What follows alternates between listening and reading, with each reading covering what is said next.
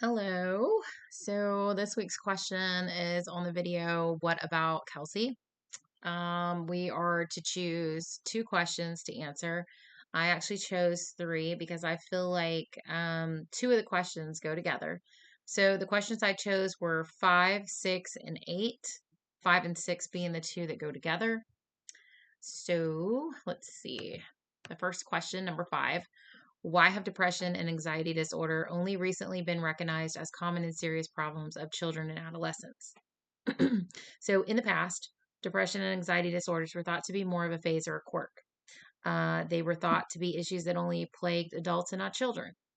Children's emotional issues are often overlooked. Depression and anxiety disorders are more recognized due to the advancements in research and screenings. Mental health programs and school settings have increased exposure, showing how prevalent these issues really are. Studies have shown that mental health issues affecting children can often persist into adulthood unless intervention occurs. Also, due to social media and changes in society, there are way more conversations about mental health now. However, social media can also cause stress as well as triggers in children. Often, children feel pressure to be perfect. If not, it can often lead them into crisis that can expose children to bullying both in person and online. This could expose them to mental health crises like depression and anxiety.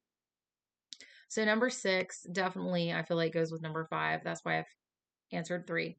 So, what are the signs that a student may be depressed or considering suicide?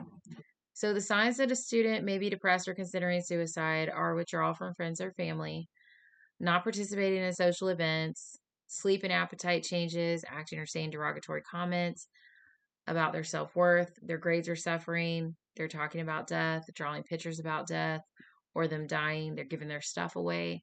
I've actually seen that firsthand. I've actually had a child draw pictures of this type of event. It's actually very disturbing and quite sad. So it is very real how depression and anxiety can affect children. Number eight is, do you think Kelsey has a disability, and do you think that she believes she has a disability?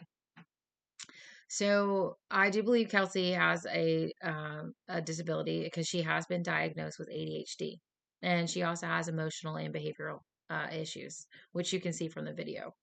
Um, Kelsey's issues, I believe, are due to her upbringing. Her mother was described as an alcoholic, and her father, she says she doesn't think he believed in her, but he also wasn't around very much because he was always working.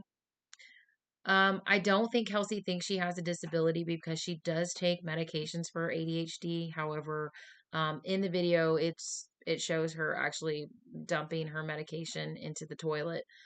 Um, she she did say that she doesn't like the way the medication makes her feel, and it alters her personality. So she is going to try to manage it on her own. I definitely think Kelsey feels like she is misunderstood by her parents. And you can definitely tell that her childhood has affected her emotional state. Um, However, she is striving towards graduating high school. I don't know how old that video is, but hopefully, she's gotten her life back on track and she can go on to what she wanted to do. She did mention that she wanted to become a police officer. So hopefully, everything worked out for her and she is on her way to that. So I hope I have answered all these questions in their entirety and that I am speaking clearly. I am working on making more eye contact with the camera because this is my really my first time ever making these types of videos and loading them to YouTube. So I hope everybody has a great rest of their day and I hope you enjoyed my video. Thank you so much. Bye.